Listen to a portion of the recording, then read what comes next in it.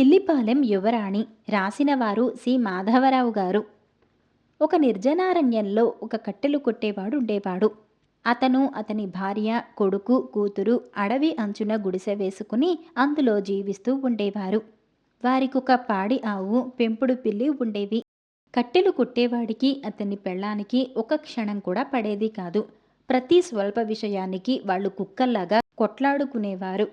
ఒకనాటి సాయంత్రం వాళ్ళు మామూలు ప్రకారమే పోట్లాడుకున్నారు. ఈ ఇంట్లో నేను ఒక క్షణం ఉండను అని భార్య వడ్డన చేసే తెడ్డు పడేసి చీకట్లో పడి ఎటో వెళ్ళిపోయింది. ఎక్కడికి పోతావో చూస్తాను అంటూ అన్నం తింటున్న భర్త ఎంగిలి చేత్తోనే లేచి తాను కూడా బయటకు వెళ్ళాడు. తమ తల్లిదండ్రులు తిరిగి వస్తారేమోనని అన్నా చెల్లెలు అర్ధరాత్రి దాకా చూశారు. కానీ ఆ వెళ్ళిన వాళ్ళు మళ్ళీ తిరిగి రానేలేదు. మర్నాడు పొద్దున్న అన్న తన చెల్లెలితో, ఇంక వాళ్ళు తిరిగి రారు. వచ్చినా నేను ఈ ఇంట్లో ఉండను. నా బతుకు నేను చూసుకుంటాను. ఉన్న ఆస్తి మనిద్దరం పంచుకుందాం అన్నాడు. మనకున్న ఆస్తి ఏమిటి? బూడిద. ఆవు పిల్లే కదా అన్నది చెల్లెలు. అవును, ఆవును నేను తీసుకుంటాను, పిల్లిని నువ్వు తీసుకో అన్నాడు అన్న.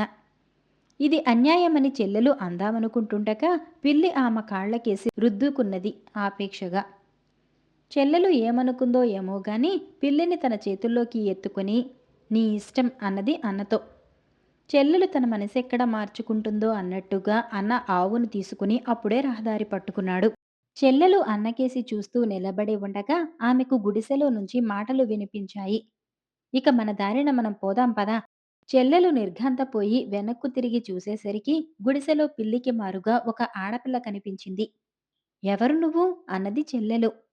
అక్కా, నేనే నీ పిల్లిని, గుర్తించలేదా అంటూ ఆ పిల్లి తన అసలు కథ చెల్లికి చెప్పేసింది. ఆ పిల్ల ఒక మంత్రగాడి కూతురు. ఆ మంత్రగాడు అడవిలో ఎవరికీ తెలియకుండా తన నివాసం ఏర్పాటు చేసుకుని తన మంత్రశక్తి చేత తన అవసరాలన్నీ గడుపుకుంటూ కొంతకాలం బతికాడు. వాడు తన కూతురికి 5వ ఏట కామరూప విద్య నేర్పాడు. దాని సహాయంతో ఆ పిల్ల తన ఇష్టం వచ్చిన జంతువు రూపం ధరించి ఆ చుట్టుపక్కల కొన్ని ఆమడల దూరంలో జరిగే ప్రతి సంగతి తెలుసుకుంటూ ఉండేది. ఆమెకు మనుషుల వెంట ఉండటం సరదాగా ఉండేది. తండ్రి మనుషుల మొహం చూడకుండా కీకారణ్యం మధ్య ఉండేవాడు.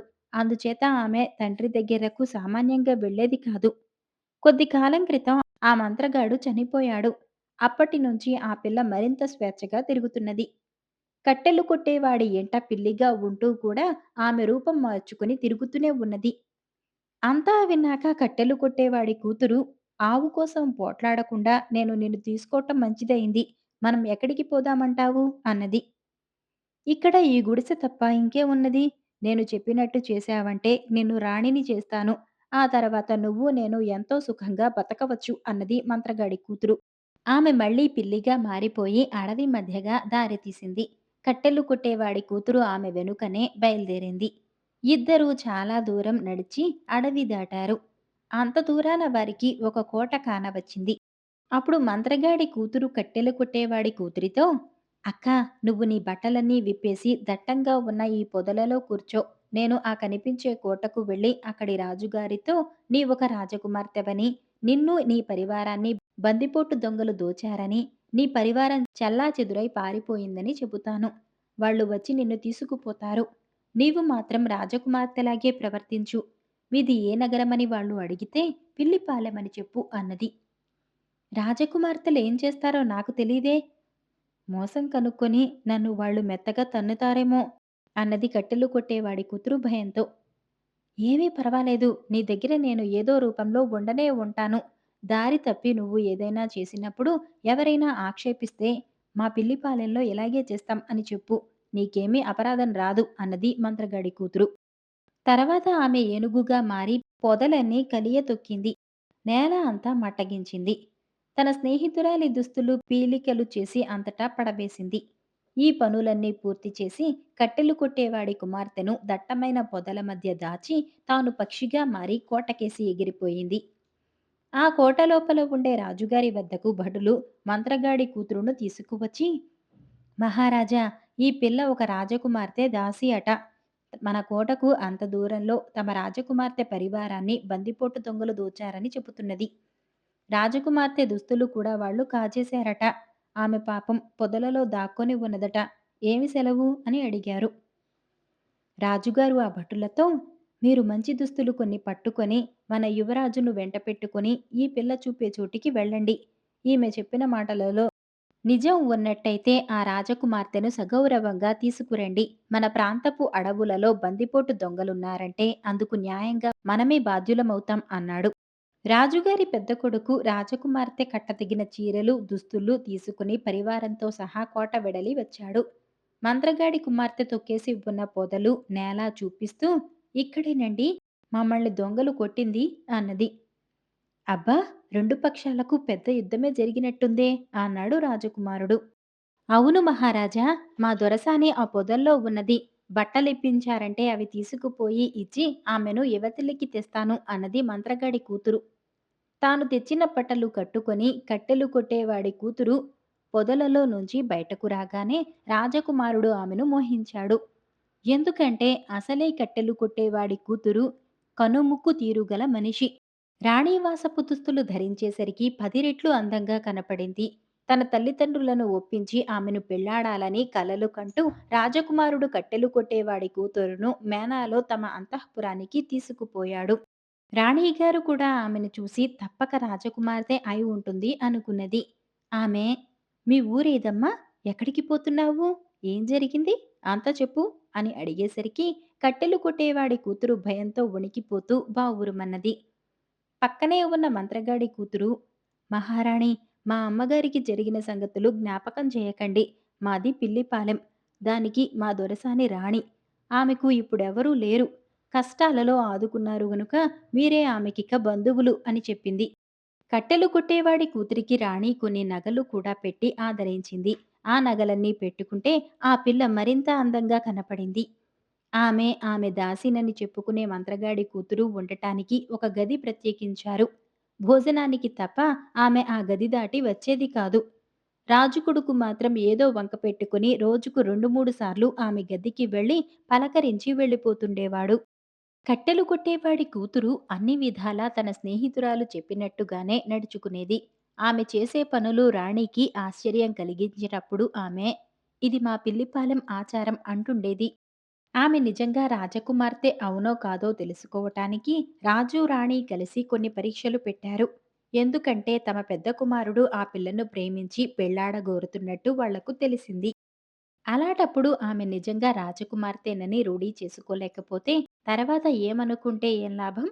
అయితే మంత్రగాడి కూతురు ఏ ఈగ రూపంలోనో, దోమ రూపంలోనో అనుక్షణం వారి సమీపంలోనే తిరుగుతూ వారు పెట్టదలిచిన పరీక్షల వివరాలు తెలుసుకొని తన స్నేహితురాలితో చెప్పి ఎలా మసులుకోవాలో తెలిపేది. అందుచేత కట్టెలు కొట్టేవాడి కూతురు ప్రతి పరీక్షలోనూ నెగ్గింది.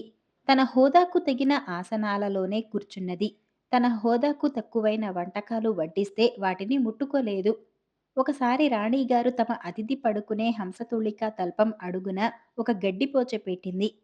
మర్నాడు తెల్లవారగానే ఆమె కట్టెలు కొట్టేవాడి కూతుర్ని, రాత్రి సుఖంగా నిద్రపోయావా అమ్మా అని అడిగింది.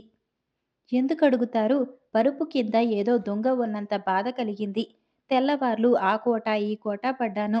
కారణం ఏమిటో తెలియదు అన్నది కట్టెలు కొట్టేవాడి కూతురు. ఇలా ప్రతి పరీక్షలోనూ నెగ్గేసరికి ఆమె మీద రాజుకు, రాణికి గురి కుదిరింది. తమ పెద్ద కొడుకు పిల్లిపాలెం యువరాణిని చేసుకోటానికి వారు సమ్మతించారు. పెళ్లి ముహూర్తం కూడా ఏర్పాటైంది. వివాహం కన్య యొక్క స్వగృహంలోనే జరగాలి కనుక పెళ్లికొడుకు తన పరివారంతో బయలుదేరటానికి నిశ్చయించారు. వ్యవహారం ఇంతదాకా వచ్చేసరికి కట్టెలు కొట్టేవాడి కూతురికి భయం పట్టుకున్నది. పిల్లిపాలెం ఎక్కడ ఉన్నది? అక్కడికి వెళ్లే దారి ఎటు? ఆమె తన స్నేహితురాలైన మంత్రగాడి కుమార్తె మీద మండిపడి, నీ మూలకంగానే నేనీ చిక్కుల్లో పడ్డాను. ఇక నిజం తెలిసిపోతుంది. నన్ను వెళ్ళు తల తీసేస్తారు అని కంటనీరు పెట్టుకున్నది. అక్కా! నీకెందుకు లేనిపోని విచారం? అన్ని ఏర్పాట్లు చేయటానికి నేనున్నాను కదా! ముహూర్తం ఇంకా వారం రోజులున్నది. ఈ లోపల నేను వెళ్ళి నీకు ఒక కోట, రాజ్యము అన్నీ ఏర్పాటు చేసి వస్తాను అని మంత్రగాడి కూతురు ఆ రాత్రికి రాత్రే పక్షి రూపంలో ప్రయాణమై అక్కడికి 5 ఆమడల దూరాన కొండల మధ్య ఉన్న ఒక కోటకు వెళ్ళింది. చాలా కాలంగా ఆ కోటలో ఒక చీకటి రాక్షసి ఉంటున్నది. ఆ రాక్షసిలో ఉండే ప్రత్యేకమైన గుణం ఏమిటంటే అది సూర్యకాంతి కొంచెం కూడా భరించలేదు. కానీ చీకటిలో దాని శక్తి అపారం. అది ఏనుగుల వంటి జంతువులను కూడా రాత్రి వేళ చంపగలదు. అందుచేత ఆ రాక్షసి చీకటి పడగానే కోట నుండి బయటకు వచ్చి ఆ చుట్టుపక్కల దొరికిన జంతువులను, మనుషులను చంపి తిని తెల్లవారకు మునుపే తన కోటకు తిరిగి వచ్చి పగలల్లా చీకటి గదిలో నిద్రపోతుంది. మంత్రగాడి కూతురు మారు రూపంలో ఎన్నోసార్లు ఈ కోటకు వచ్చింది. చీకటి రాక్షసిని చూసింది. దాని రహస్యం తెలుసుకుని ఉన్నది.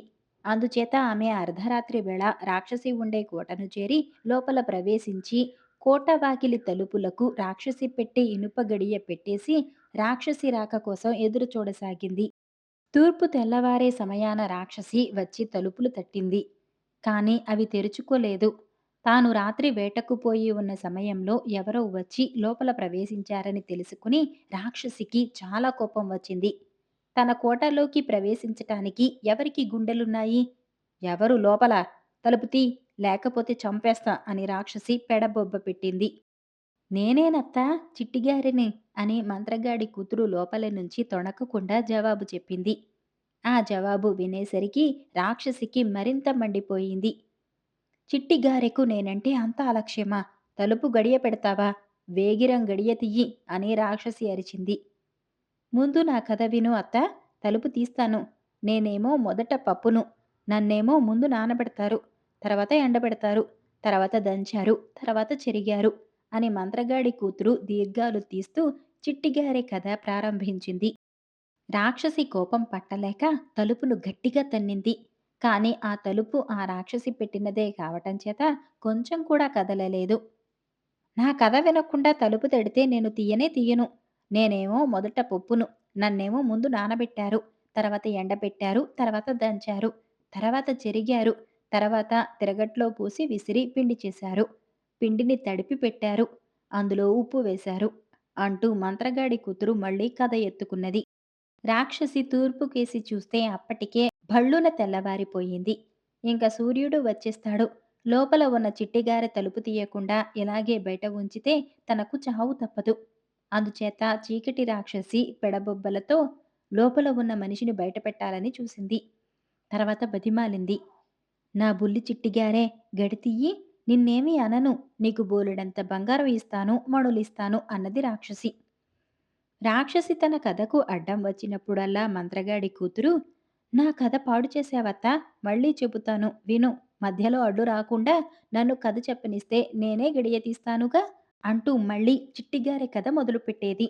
ఇంతలో సూర్యోదయం కానే అయింది. ఎండ మీద పడటం ఆరంభం కాగానే చీకటి రాక్షసి మంచు దిబ్బలాగా కరిగిపోసాగింది. త్వరలోనే దాని శరీరమంతా నిస్సారమైంది. స్పృహ తప్పిపోయింది.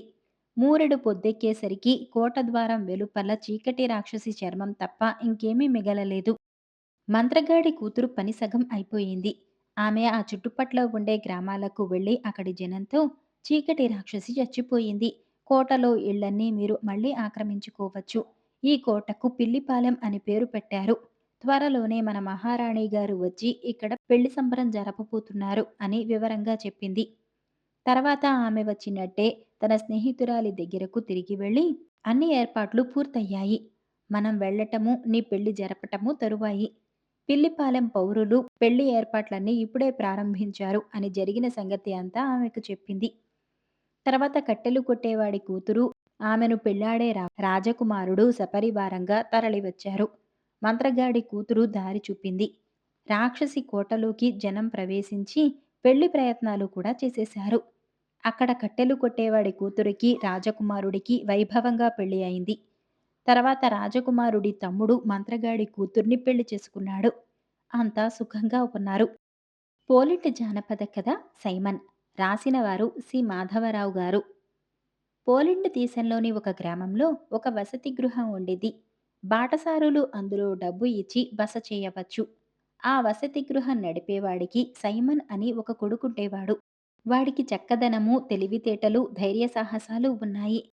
కానీ వాడు వట్టి ఆకతాయి, సోమ్మరిపోతు, కొంచెం కూడా బాధ్యత తెలియనివాడు.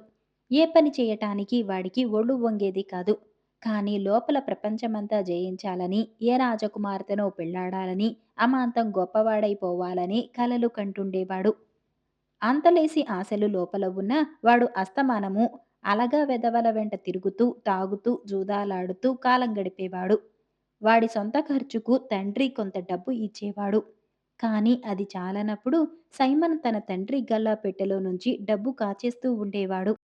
సైమన్‌కు బుద్ధి వచ్చేటట్టు చేయాలని వాడి తండ్రి నయానా భయానా ఎంతగానో చెప్పి చూశాడు.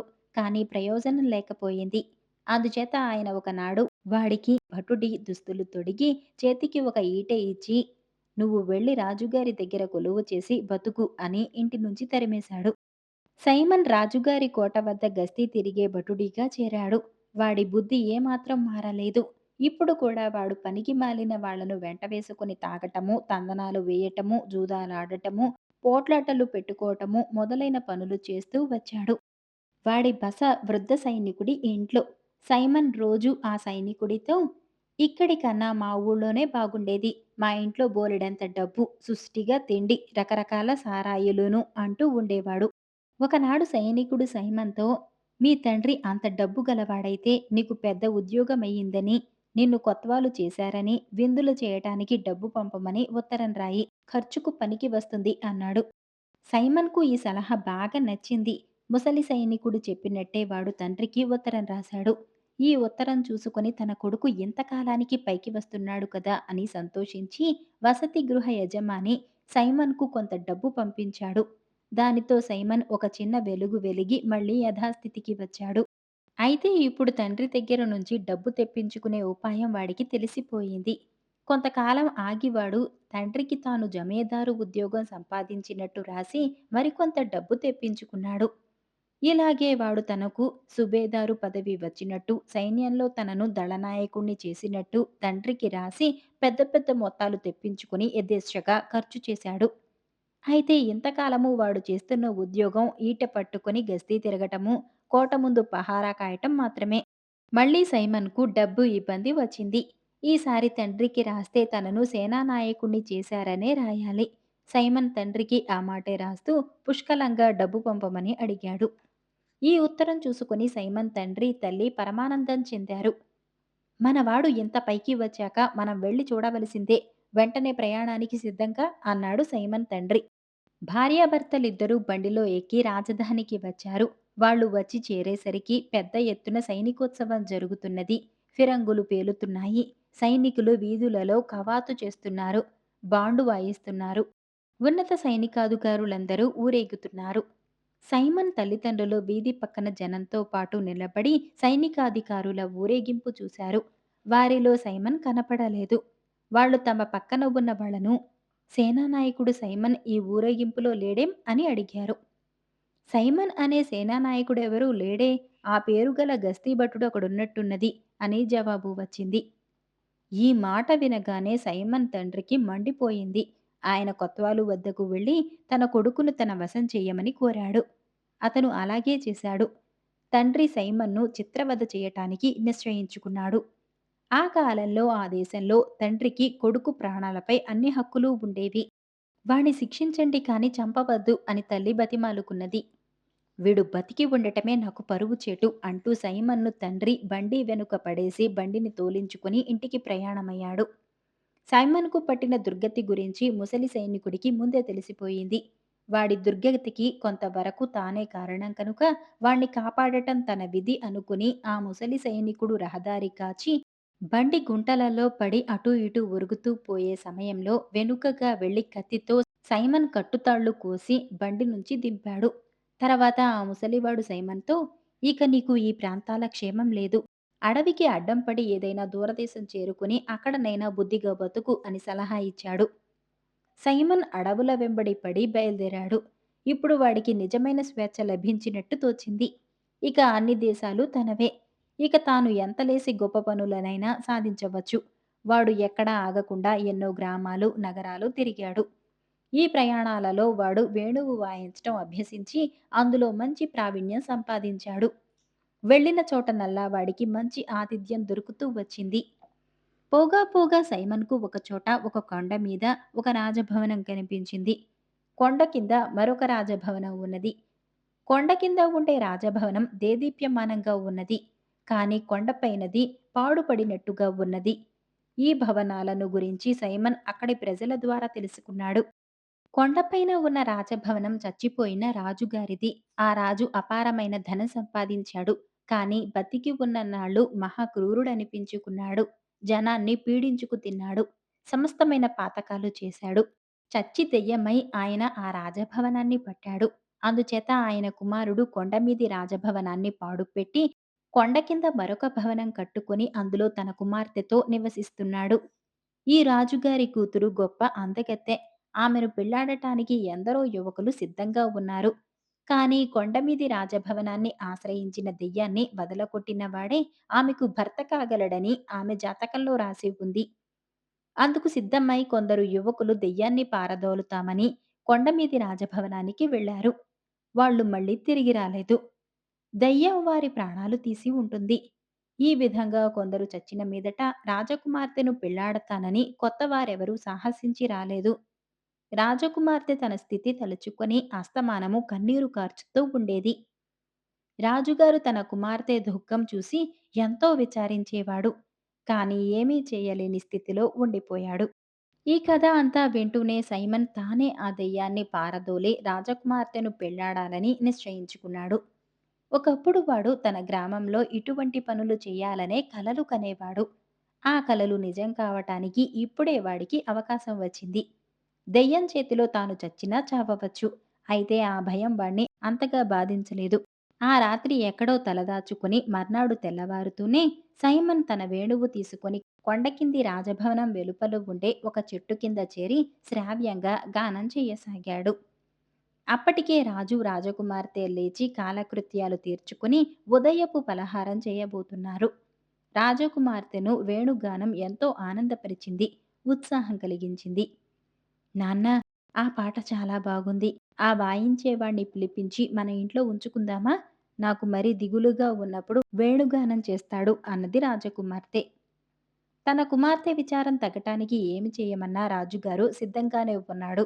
ఆయన తన కుమార్తెతో, దానికేం భాగ్యమమ్మా, అలాగే వాణ్ణి ఇక్కడికి పిలిపిద్దాం అన్నాడు. రాజకుమార్తె నౌకర్ల కోసం ఆగక తానే రాజభవనం నుంచి బయటకు వచ్చి చెట్టు కింద కూర్చొని వేణుగానం చేస్తున్న సైమన్ను సమీపించి లోపలికి రమ్మని అతన్ని ఆహ్వానించింది. ఆమెను ప్రత్యక్షంగా చూసినాక సైమన్ తాను విన్న దానిలో అతిశయోక్తి ఏమీ లేదని, ఆమె సౌందర్యానికి నిజంగా అప్సరసేనని అనుకున్నాడు. పలహారాలు అయినాక రాజుగారు సైమన్ను తన ఆస్థాన విద్వాంసుడిగా ఉండిపొమ్మని కోరుతూ కొండమీది రాజభవనాన్ని దెయ్యం ఆవహించిన సంగతి, దాన్ని వదలగొట్టిన వాడే రాజకుమార్తెకు భర్తగా రాసిపెట్టి ఉన్న సంగతి చెప్పాడు. నేనీ సంగతులు నిన్ననే విన్నాను. ఆ దెయ్యాన్ని వదిలించి రాజకుమార్తెను పెళ్లాడాలన్న ఉద్దేశం కూడా నాకు అప్పుడే కలిగింది అన్నాడు సైమన్ ఏమాత్రం జంకు లేకుండా. రాజకుమార్తె పైకి ఏమీ అనలేదు కానీ ఆమె మనసు పరిపరి విధాలా పోయింది.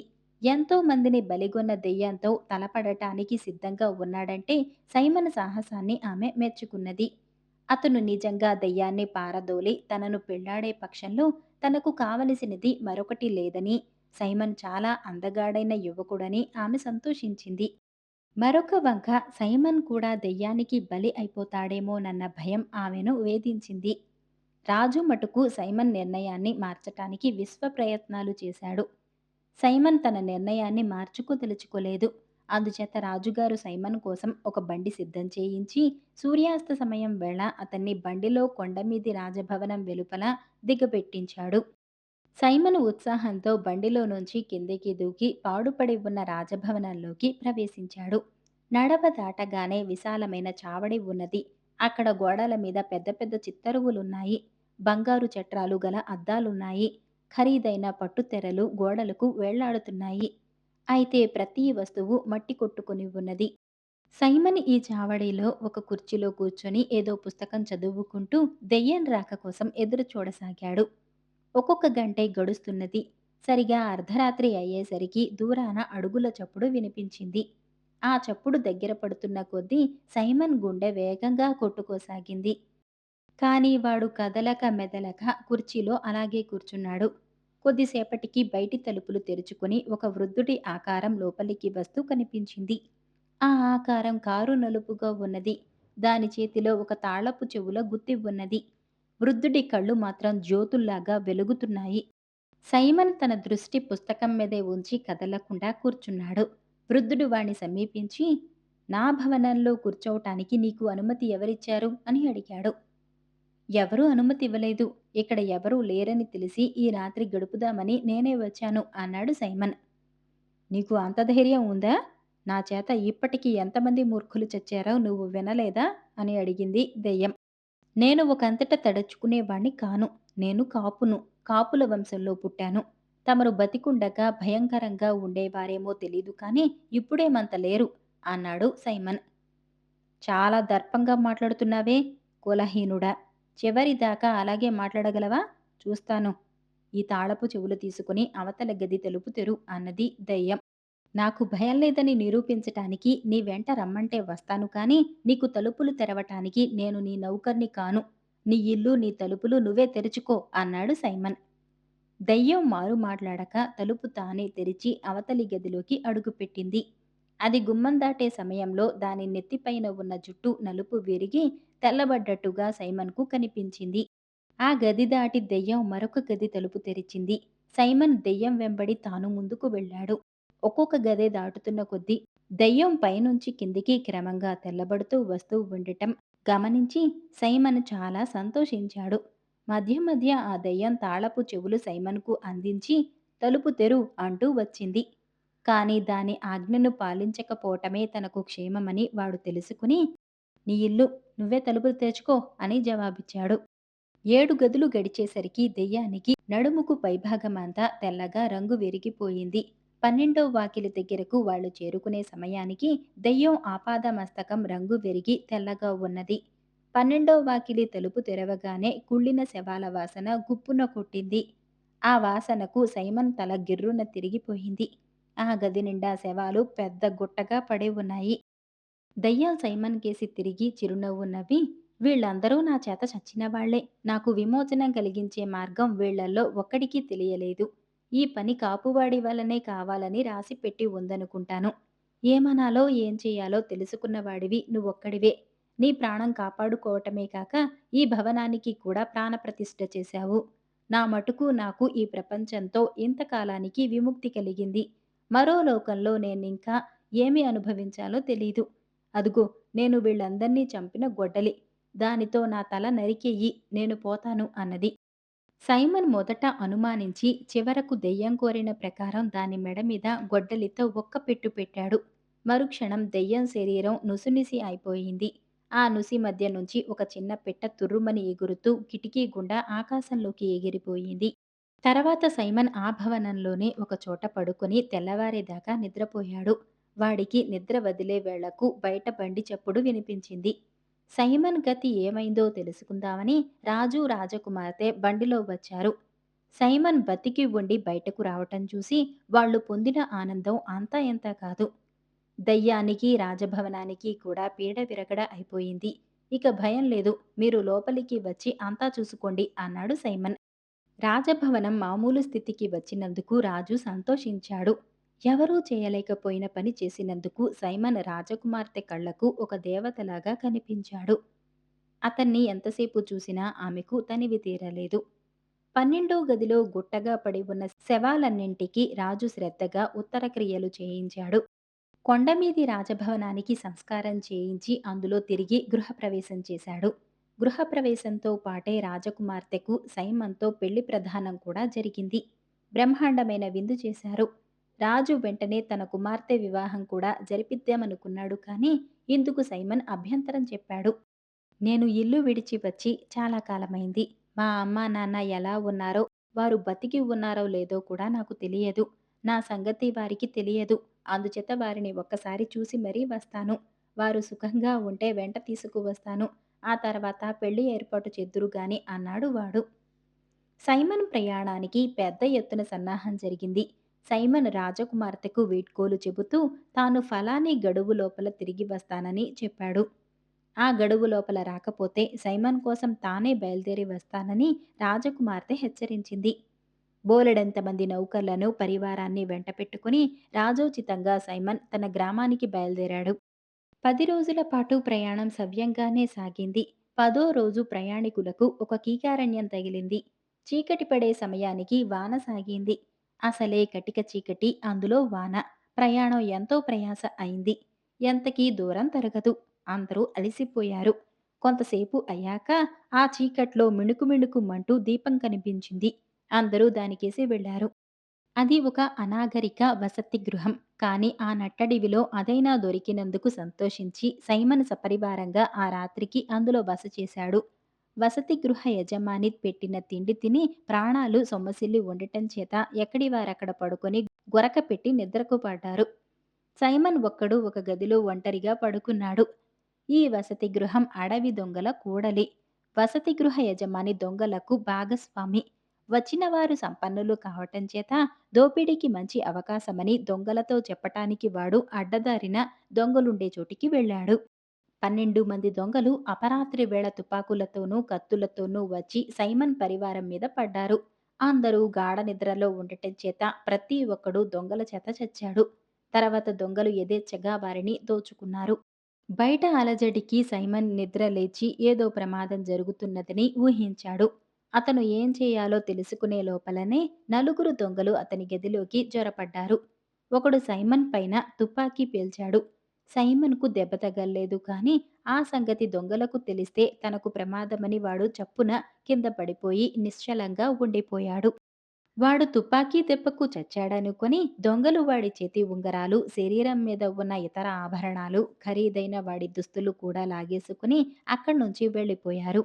వాళ్లకు కొంచెం వెనుకనే బయలుదేరిన సైమన్కు ఒక్క ఉపకారం జరిగింది. అడవిలో ఉండే ఒక రహస్య మార్గం వాడికి తెలిసిపోయింది. ఆ దారిన వెళ్లి వాడు తెల్లవారేసరికల్లా తన స్వగ్రామానికి చేరువలో గల రహదారి చేరుకోగలిగాడు. అక్కడికి వాడి గ్రామం 1 మైలు దూరంలోనే ఉన్నది. కానీ సైమన్ ఒంటిన ఒక చొక్కా తప్ప మరేమీ లేదు. ఆఖరకు కాళ్లకు పాదరక్షలు కూడా లేవు. అందుచేత వాడు చీకటి పడేదాకా ఏ పొదల్లోనో గడిపి గంపెడు చీకటి మీద వేసుకుని ఇంటికి పోదామని నిశ్చయించుకున్నాడు. అయితే అదృష్టవశాత్తు త్వరలోనే అక్కడికి వాడి ఊరి వాళ్ళు కొందరు కట్టెలు కొట్టుకొని అడవి నుంచి ఇంటికి పోతూ అటుగా వచ్చి, ఓరీ, నువ్వు సైమనువు కావు, నువ్వు సేనాధిపతివయ్యావన్నారే, సేనాధిపతి గారు కాళ్లకు చెప్పులు నడుముకు లాగు కూడా లేకుండా ఇక్కడేం చేస్తున్నారబ్బా అని ఎద్దేవా చేశారు. సైమన్ వారితో ప్రాధేయపూర్వకంగా, నన్ను చూసి నవ్వటానికి ఇది సమయం కాదు. నేను మీరు అనుకున్నంత పనికిమాలిన వాణ్ణి కాదు. దురదృష్టవశాన నన్ను దొంగలు కొట్టి నా బట్టల దగ్గర నుంచి లాక్కుపోయారు. నా వెంట ఉన్న వాళ్ళందర్నీ చంపేశారు. నేను ఎలాగో ప్రాణాలతో ఇవతల పడ్డాను అన్నాడు. కట్టెలు కొట్టేవాళ్లు తమకున్న దుస్తులలోనే సైమన్కు కూడా దుస్తులు అమర్చి వాణ్ణి తమ బండిలోనే ఎక్కించుకుని గ్రామానికి తీసుకుపోయారు. సైమన్ ఇల్లు చేరేటప్పటికి వాడి తండ్రి బయటకు వెళ్ళి ఉన్నాడు.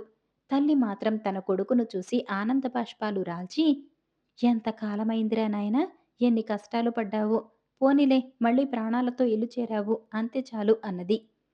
అంతలోనే ఆమెకు భర్త సంగతి జ్ఞాపకం వచ్చింది. ఆయన సైమన్ను చూస్తే చంపేస్తాడు. అందుచేత ఆమె తన కొడుకును వెంటనే నేలమాళిగలోకి తీసుకుపోయి అక్కడ దాచింది. సైమన్ తండ్రి తిరిగి వస్తూనే తన పెళ్ళాం మొహం చూసి ఏదో జరిగిందని గ్రహించి, ఎందుకో ఏడుస్తున్నట్టున్నావే, కళ్ళు వాచి ఎర్రగా ఉన్నాయేం, ఏం జరిగింది అని అడిగాడు. అవి సంతోషపు కన్నీళ్లు, అబ్బాయి జాడ తెలిసింది అన్నది భార్య. ఆ పనికిమాలిన వెధవ కోసం కన్నీరు కూడానా? ఈసారి నాకు అందాడో వాణ్ణి ప్రాణాలతో వదలను అన్నాడు సైమన్ తండ్రి కోపంగా. ఈ మాట వినగానే ఆవిడ ఈసారి నిజంగానే దుఃఖంతో కన్నీరు కార్చసాగింది. అది చూసి ఆమె భర్త, ఏడీవాడు, ఎక్కడో దాచావు చెప్పు అని అడిగాడు. వాణ్ణి ఏమీ చేయనంటే కాని చెప్పను అన్నది భార్య. భర్త ఆ ప్రకారం ప్రమాణాలు చేసినాకనే ఆవిడ ఆయనను నేలమాళిగలోకి తీసుకుపోయి కొడుకును చూపింది. ఆయన తన కొడుకును శిక్షించలేదన్న మాటే కాని వెనుక చేసిన పనికి క్షమించనూ లేదు. సైమన్ తన తండ్రితో తాను చేసిన ఘనకార్యాలు గురించి చెప్పుకునేటందుకు లేదు. వాడి మాట ఆయన నమ్మడు. సపరివారంగా వచ్చి ఉన్నట్టయితే తాను రాజకుమార్తెను పెళ్లాడబోతున్నట్టు తండ్రిని నమ్మించే అవకాశం ఉండేది. ఆ అవకాశాన్ని దొంగలు పొట్టన పెట్టుకున్నారు. సైమన్కు తండ్రి మేకలు కాసేవాడి దుస్తులు కొన్ని మేకలు ఇచ్చి రోజల్లా వాటిని కాస్తూ ఉండమని శాసించాడు. సైమన్ అలాగే చేశాడు. తనకి గతి పట్టిందని వాడు దిగులు పడలేదు. తాను అనుకున్న గడువుకు రాకపోతే తన కోసం రాజకుమార్తె ఎలాగో వస్తుంది. ఈ లోపల వాడు బేళ్లల్లో మేకలను మేపుతూ రోజల్లా వేణుగానం చేస్తూ అప్పుడప్పుడు మేకలకు విద్యలు నేర్పుతూ కాలం వెళ్ళబుచ్చుతున్నాడు. అక్కడ రాజకుమార్తె సైమన్ పెట్టిన గడువు తీరిపోయేదాకా వాడి కోసం ఎదురు చూసి, ఆ తర్వాత తానే అతని గ్రామానికి పెద్ద పరివారంతో బయలుదేరింది. ఈ పరివారం కూడా సైమన్ వెళ్ళిన దారే పట్టుకున్నది. వీళ్ళు కూడా 10వ రోజు రాత్రి అదే అరణ్యం ప్రవేశించి సైమన్ విడిది చేసిన వసతి గృహమే చేరుకున్నారు. వాళ్ళు వచ్చిన కొద్దిసేపటికే దొంగలకు తోడు దొంగ అయిన వసతి గృహ యజమాని దొంగల ముఠా ఉండే చోటికి వెళ్ళి, ఈసారి ఇంకా పెద్ద బేరం తగిలింది. మీరు అర్ధరాత్రి వచ్చారంటే అంతులేని బంగారము, ముత్యాలు, రత్నాలు, పట్టుదుస్తులు కొల్లలు కోలలుగా దొరుకుతాయి అని వాళ్లతో చెప్పాడు. వసతి గృహ యజమాని భార్య తన భర్త దొంగలను చూడబోయిన సమయంలో రాజకుమార్తెను సమీపించి, తల్లి, ఈ పాపిష్టి చోటికెందుకొచ్చారు? నా మొగుడు అడవి దొంగలకు భాగస్వామి. కొద్ది వారాల క్రితం పాపం ఒక యువకుడు సపరివారంగా వచ్చి ఇలాగే బస చేస్తే అర్ధరాత్రి వేళ దొంగలు వచ్చి పడి అందర్నీ దోచుకున్నారు. అందర్నీ చంపేశారు. అదేం చిత్రమో, ఆ యువకుడి శవం మటుకు ఎంత వెతికినా కనిపించలేదు అని హెచ్చరించింది. ఆమె చెప్పిన వివరాలన్నీ విని రాజకుమార్తె ఆ యువకుడు సైమన్ అయి ఉంటాడని, అతను ఎలాగో ప్రాణాలతో తప్పించుకోవటం చేతనే అతని శవం దొరకలేదని ఊహించి వసతి గృహ యజమానురాలుతో, అమ్మా, ఈ నట్టడివిలో ఈ రాత్రి వేళ నేను నా నౌకర్లు ఎక్కడికి పోగలం చెప్పు? కానున్నది తప్పదు కదా! ఈ రాత్రికి మేమిక్కడే బస చేస్తాం అన్నది. తర్వాత రాజకుమార్తె తన భటులను పిలిచి, ఒరే, రాత్రి వేళ దొంగలొస్తారు. మీరు ఆయుధాలు తీసుకుని సిద్ధంగా ఉండండి. నిద్రపోయినట్టు నటించండి. కానీ నిద్రపోవద్దు అని చెప్పింది. భోజనాలయ్యాక అందరూ నిద్రపోయినట్టు నటించారు. అర్ధరాత్రి వేళ 12 మంది దొంగలు వచ్చారు. కానీ వాళ్ళు వసతి గృహంలో ప్రవేశించిన మరుక్షణం రాజకుమార్తె భటులు ఒక్కసారిగా వారి పైన పడి ఆ 12 మందిని, వారికి సహాయం వచ్చిన వసతి గృహ యజమానిని కూడా చంపేశారు. మర్నాడు తెల్లవారగానే వసతి గృహ యజమాని భార్యను తన వెంట పెట్టుకుని రాజకుమార్తె మళ్ళీ ప్రయాణం సాగించింది. వాళ్ళు త్వరలోనే సైమన్ ఉండే గ్రామం చేరుకున్నారు. బీళ్ల మీద మేకలను మేపుకుంటున్న సైమన్ రాజకుమార్తె పరివారాన్ని అంత దూరాన్నే చూసి తన మేకల కొమ్ములకు, మెడలకు పూలదండలు చుట్టి వేణువు వాయిస్తూ రాజకుమార్తెకు ఎదురు వెళ్ళాడు. మేకలు అతని పాటకు సరిగా లయ వేస్తూ నడిచాయి. ఈ వింత చూడటానికి గ్రామస్తులందరూ పోగయ్యారు. రాజకుమార్తె కూడా మేకలను వెంట పెట్టుకుని వచ్చే సైమన్ను గుర్తించింది. సైమన్ మేకలను ఆపి వాటి చేత వందన నమస్కారాలు చేయించాడు. రాజకుమార్తె వెంట వచ్చే భటులు నవ్వు ఆగక గుర్రాలపై నుంచి కింద పడిపోయారు. ఈ హాస్య ప్రదర్శన ముగిశాక రాజకుమార్తె భటులు ఆ బీడులోనే డేరాలు ఎత్తారు. సైమన్ మేకలను ఊళ్ళోకి తోలుకుపోయాడు. రాజకుమార్తె సైమన్ తండ్రి నడిపే వసతి గృహానికి వెళ్లి బస కోరింది. సైమన్ తండ్రి రాజకుమార్తెను చూడగానే నేలపై మోకరించి వినయంగా తన పేద కొంప రాణివాసం వారికి నివాసయోగ్యం కాదని విన్నవించుకున్నాడు. రాజకుమార్తె ఆయనలో సైమన్ పోలికలను గుర్తించింది. ఆమె అక్కడే బస చేస్తానని పట్టుపట్టింది. సైమన్ తండ్రికి సరేననక తప్పింది కాదు. ఆమె ఆయనతో, అన్నట్టు నాకు నౌకరుగా ఉండటానికి ఆ మేకలు కాసే అబ్బాయి కావాలి. అతను మా నాన్నగారి వద్ద పనిచేసిన కాలంలో ఎంతో బాగా మసులుకున్నాడు అన్నది. వాడా, వాడు వట్టి చవట, పనికిమాలిన వెధవ, మీబోటి వారికి సేవ చేయ తగడు. వాడు ఈసారి మీ నాన్నగారి దగ్గరకు పని కావాలని వస్తే పని ఇవ్వవద్దు సరే కదా, మెత్తగా మక్కెలు విరగదన్నించండి అన్నాడు సైమన్ తండ్రి. అతను ఇన్నాళ్ల తర్వాత మళ్ళీ కనిపించేసరికి నాకు ఎంతో ఆనందమైంది అన్నది రాజకుమార్తె. చేసేది లేక సైమన్ తండ్రి తన కొడుకును రాజకుమార్తె పరిచర్యలకు నియోగించాడు. ఆ రాత్రి రాజకుమార్తె భోజనం చేసేటప్పుడు సైమన్ స్వయంగా వడ్డించాడు. మధ్యలో వాడి చేతి నుంచి పళ్ళెం కింద పడి అందులో ఉండే కప్పులు అవి పగిలిపోయాయి. రాజకుమార్తె విరగబడి నవ్వింది. సైమన్ తండ్రి మాత్రం వాణ్ణి చాడామడా తిట్టాడు. మర్నాడు ఉదయమే మొహం కడుక్కునేటందుకు వేడి నీరు సైమన్కిచ్చి పంపించమని రాజకుమార్తె ఉత్తరువు చేసింది. వేడి నీళ్లతో సైమన్ రాగానే ఆమె గది తలుపు మూసి అతని చేత తాను తెచ్చిన రాజోచితమైన దుస్తులు ధరింపచేసింది. తర్వాత ఆమె సైమన్తో చెయ్యి చెయ్యి పట్టుకొని సైమన్ తల్లిదండ్రుల వద్దకు వెళ్ళింది. సైమన్ తండ్రి వారిద్దరి ముందు మోకరించబోయాడు. రాజకుమార్తె, అదేమిటండి, మీ అబ్బాయినే మీరు గుర్తించలేదా అన్నది. సైమన్ తండ్రి తల ఎత్తి చూసి నిర్ఘాంతపోయి, ఈ దొరవారు నా కొడుకల్లే ఉన్నమాట నిజమే కాని నా కొడుకు మాత్రం దొడ్డవాడు కాదు అన్నాడు. తండ్రి పడుతున్న కంగారు చూసి సైమన్ జరిగిందంతా చెప్పేశాడు. తండ్రి అంతా విని సైమన్ చేతులు పట్టుకొని క్షమాపణ వేడుకున్నాడు. తర్వాత సైమన్ను అతని తల్లిదండ్రులను వెంటపెట్టుకుని రాజకుమార్తె తన దేశానికి వెళ్ళిపోయింది. అక్కడ సైమన్ రాజకుమార్తెను వైభవంగా పెళ్లాడాడు. తర్వాత అంతా సుఖంగా ఉన్నారు. మరిన్ని మంచి కథల కోసం వీడియోని లైక్ చేసి ఛానల్ని సబ్స్క్రైబ్ చేసుకోండి. ధన్యవాదాలు.